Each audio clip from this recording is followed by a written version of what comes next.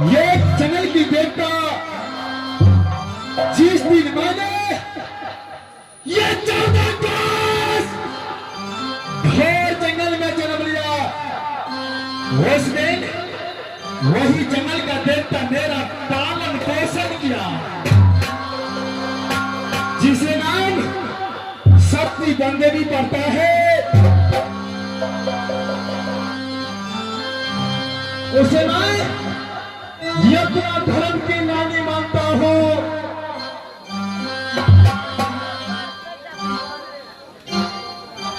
परंतु मेरा नाम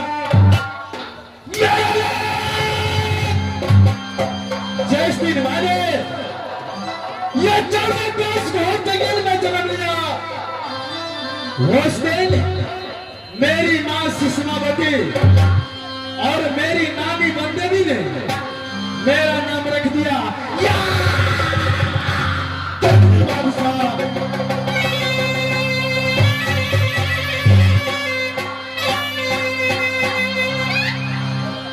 वही मेरा नाम जंगली बादशाह पड़ता है। फिर भी मैंने शादी किया कहा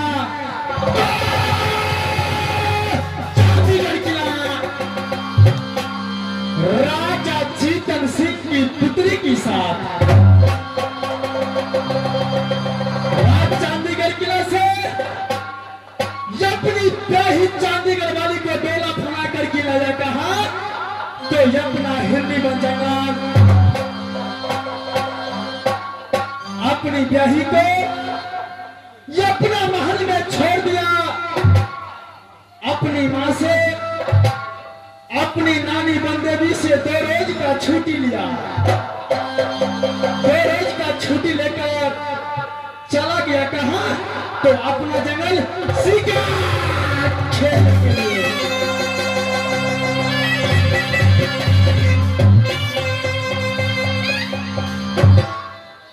आज मेरा इस जंगल में 6 रोज गुजर रहा है। आज मेरा एक याद आ गया है कि अभी तक तो मैं अपनी ब्याही चांदीगढ़ वाली के साथ कोहबर बीत तक नहीं किया हूं। इसलिए मैं एक घोर जंगल से चलता हूं अपना महल की ओर। आज अपना महल में सबसे पहले अपनी मां से मुलाकातें करूंगा, अपनी मां की गोद में खेलूंगा और कुछ देर अपनी ब्याही नारी के साथ अपना दिल की अभिलाषा को जबस पूरा करूंगा।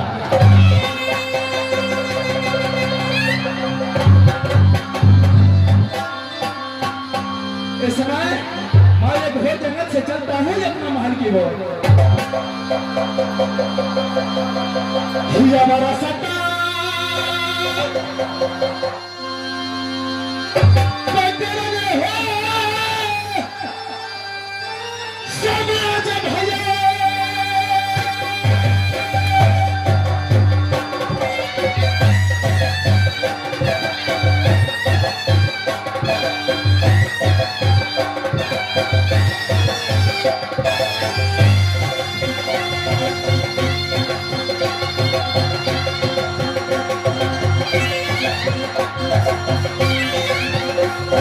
Yeah!